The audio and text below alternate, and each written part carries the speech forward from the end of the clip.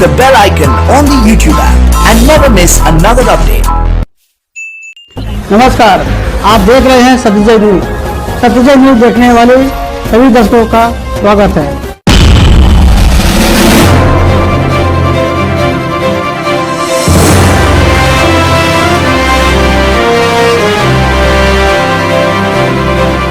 ये हमारी जो परंपरा है, हमारे जो प्रोटोकॉल है, उसके बहुत खिलाफ हो रहा है कि कोई मुख्यमंत्री ऐसी इन हाउस मीटिंग को लाइव टेलीकास्ट करे। ये उचित नहीं है।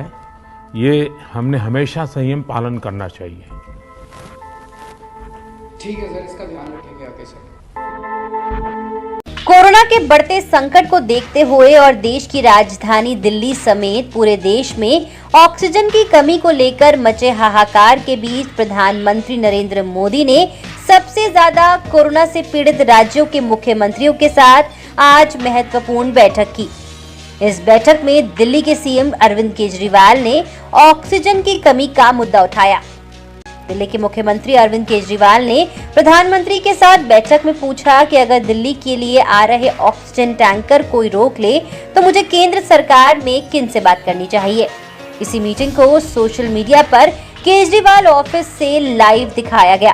केजरीवाल जब पीएम मोदी के सामने अपनी बात रख रहे थे, उस सेशन को कुछ प्राइवेट न्यूज चैनल के जरिए टीवी पर लाइव दिखाया गया और इसी को लेकर अब हंगामा मच गया। इस महत्वपूर्ण बैठक को लाइव दिखाने पर पीएम मोदी ने सीएम केजरीवाल को टोका। मीटिंग के दौरान केजरीवाल जब आगे बोल रहे थे तो पीएम मोदी ने उन्हें टोकते हुए कहा, ये हमारी जो परंपरा है, हमारा जो प्रोटोकॉल है, ये उसके बहुत खिलाफ हो रहा है कि कोई मुख्यमंत्री ऐसी इन हाउस मीटिंग को लाइव टेलीकास्ट करे। हाँ जी सर। ये हमारी जो परंपरा है, हमारे जो प्रोटोकॉल है, उसके बहुत खिलाफ हो रहा है कि कोई मुख्यमंत्री ऐसी इन हाउस मीटिंग को लाइव टेलीकास्ट करे। ये उचित नहीं है। ये हमने हमेशा संयम पालन करना चाहिए।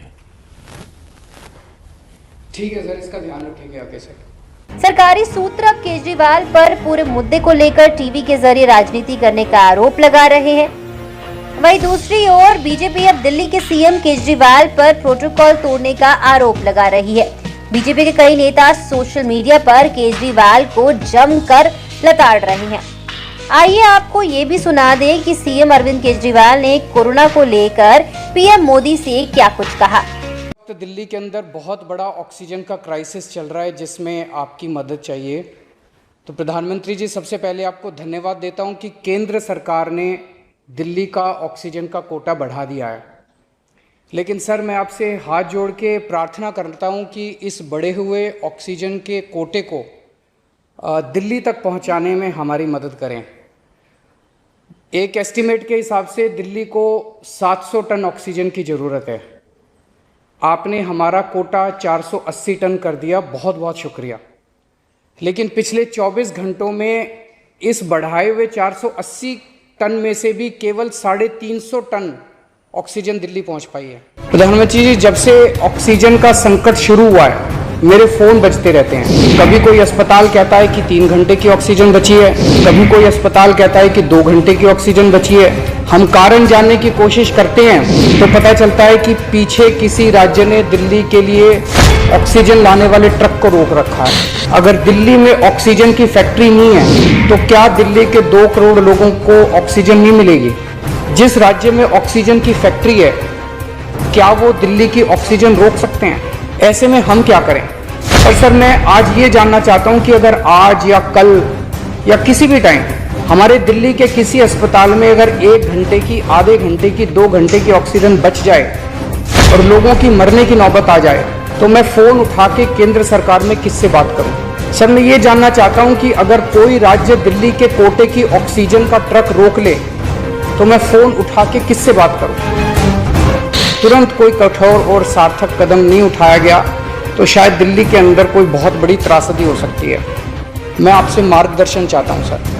सर, कुछ ही राज्य हैं जहां से मैक्सिमम दिल्ली की ऑक्सीजन आती है और जहां सबसे ज़्यादा हमारे ऑक्सीजन के ट्रक रोके जा रहे हैं। मेरी आपसे विनती है, अगर आप उन राज्यों के मुख्यमंत्री को एक बार बोल दें, फोन कर दें कि हमारे ऑक्सीजन के ट्रक ना रोकें, तो दिल्ली के लोगों को ऑक्सीजन मिल जाएगी।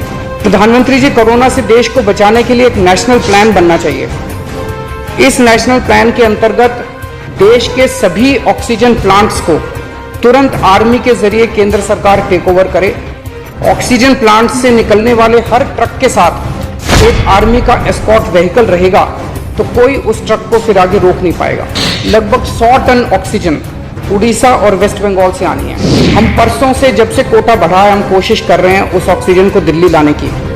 मेरा आपसे निवेदन है कि यहाँ से ऑक्सीजन अगर हो सके तो हमें हवाई जहाज से उपलब्ध करवाई जाए, और नहीं तो जैसा अभी बताया गया, आपका आइडिया है ऑक्सीजन एक्सप्रेस शुरू करने का, वो ऑक्सीजन एक्सप्रेस शुरू करके वेस्ट बंगाल और उड़ीसा से हमें ऑक्सीजन दिलवाई जाए।